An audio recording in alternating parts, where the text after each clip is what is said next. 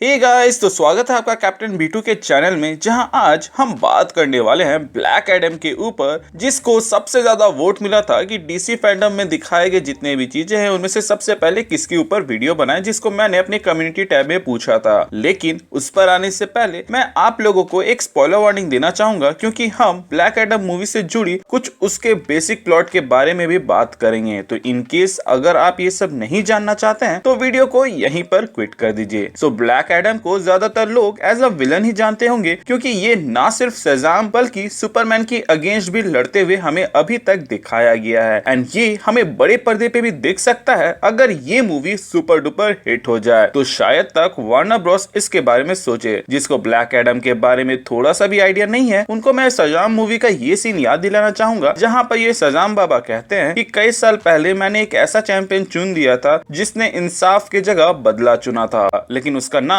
हमें नहीं बताया गया था, जो कि था ब्लैक एडम, जिसको ये बाबा जी यहाँ पर 5000 साल पहले ही कैद कर दिए हैं। लेकिन 5000 साल बाद ये अब आजाद हो चुका है, जिसका सीक्वेंस हम लोगों को दिखाया गया, जहाँ एड्रियाना तोमास सजाम बोलकर ब्लैक एडम को कैद से आजाद करती है। इसके आगे तो आपने देखा ही कि कैसे उसने अपनी लाइटनिंग की मदद से यहाँ पर इस मौजूद सोल्जर को भस्म कर दिया, प्लस उसके ऊपर बुलेट्स का कोई भी इम्पैक्ट नहीं हो रहा था, जैसे सजाम के ऊपर नहीं हो रहा था। लेकिन 5000 साल बाद वो आया है, तो वो ये देखने के लिए कि किस चीज से उसके ऊपर अटैक हो रहा है, एक बुलेट को पकड़कर देखता है और फिर लेविटेट करने लगता है। इतने में ही हमें ब्लैक एडम की पूरी कुंडली के बारे में पता चल गया कि इसमें विलन कौन होने वाला है और ये कैसे एंड होगा। ब्लैक एडम की आजाद होते ही इस बंदे को मारना शोज कि वो मर्सीलेस है, एंड कईयों को ऐसा लगने लगा होगा कि इस मूवी का मेन विलन वही है। लेकिन आप ही बताइए कि विलन के नाम की कितनी ही मूवीज के नाम आप जानते हैं? तो मेरे ख्याल से इस मूवी के अंदर ब्लैक एडम विलन नहीं बल्कि एंटी हीरो होगा। इस मूवी का विलन मोस्ट प्रोबेबली सबैक होगा। अगर आपको याद होगा तो इस सजाम बाबा ने कहा था कि ब्लैक एडम को इसलिए कैद किया गया क्योंकि उसने रिवेंज लिया था, ना कि जस्टिस। ब्लैक एडम का इरादा दुनिया को रूल करना या तबाह करना नहीं था, बल्कि उसका इरादा बदला लेना था। और अगर आप सोच रहे हैं कि उसने किससे बदला लिया, तो मैं आपको थोड़ा सा ब्रीफ आइडिया दे देता हूँ कि इसने बदला लिया था उन लोगों के अगेंस्ट जो कि इसको इसके परिवार से ना सिर्फ अलग किए बल्कि उन्हें मार दिए, बल्कि इसके जैसे कई लोगों को बंदी बनाकर वहां पर काम करवाया, जो जगह था कंदाक। अगर आप ब्लैक एडम के हाथ पर ध्यान दे तो आप उसके जंजीरों को देख सकते हैं, जो कि उसके स्लेवरी के टाइम के हो सकते हैं जब वो कंदाक में था, या फिर उन चेन्स के होंगे जिसने उसको मैजिकल प्लेस में रोक के रखा हुआ था। ब्लैक एडम 5000 साल बाद इस दुनिया में आया है, तो अब उसके पास बदला लेने के लिए कोई बचा ही नहीं, क्योंकि उसको कैद करने वाला कब का मर चुका है और उसके ऑपरेशंस को तो उसने 5000 साल पहले ही मार दिया था। ब्लैक एडम बाहर आते ही सारे मर्सनरीज को मारेगा जो कि उसके ऊपर हमला कर रहे थे, लेकिन वो एड्रियाना तोमास और इस बंदे को छोड़ देगा क्योंकि उसने ही उसे आजाद किया है। प्लस 5000 साल में दुनिया बदल चुकी है, तो जो लैंग्वेज गैप या प्रेजेंट सिनेरियो को समझने के लिए उसे कोई मीडिएटर चाहिए होगा, जिसके बाद से ब्लैक एडम इसके साथ थोड़ा समय बिताएगा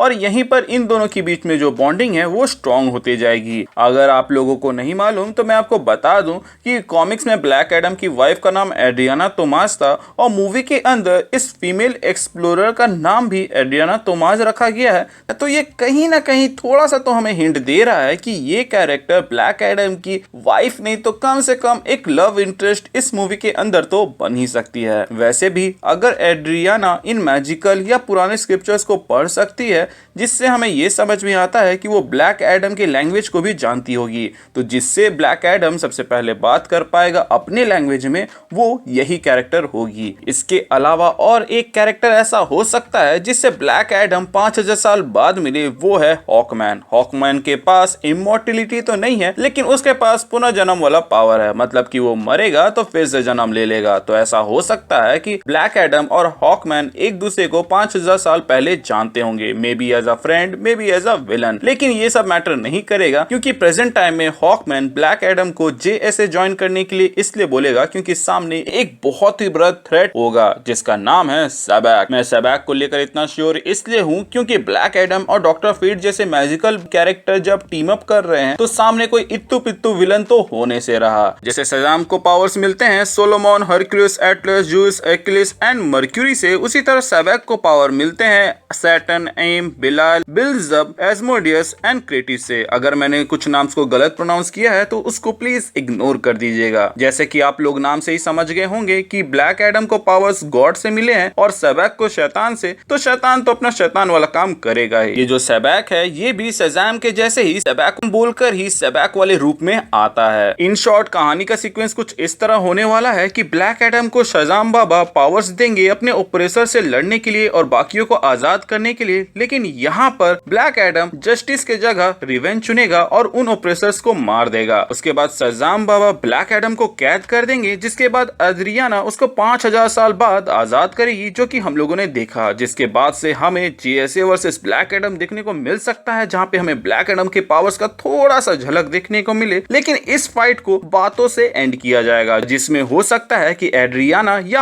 हॉकमैन का मेजर रोल हो। बट इसी दरमियान एक कैरेक्टर को सेबैक के पावर्स मिल जाएंगे या फिर वो तरीका खोज लेगा सेबैक बनने का, जो कि हो सकता है वो बंदा हो जो कि एड्रियाना के साथ इस केव में आया था, या फिर वो बंदा जो कि इन रिसर्च को फंडिंग कर रहा है। क्योंकि अगर वो इस तरह के रिसर्च को फंड कर रहा है तो इसका मतलब ये हुआ कि वो मैजिकल चीजों के ऊपर विश्वास करता है, प्लस कहीं ना कहीं उसका मोटिव मैजिकल पावर्स पाने का है।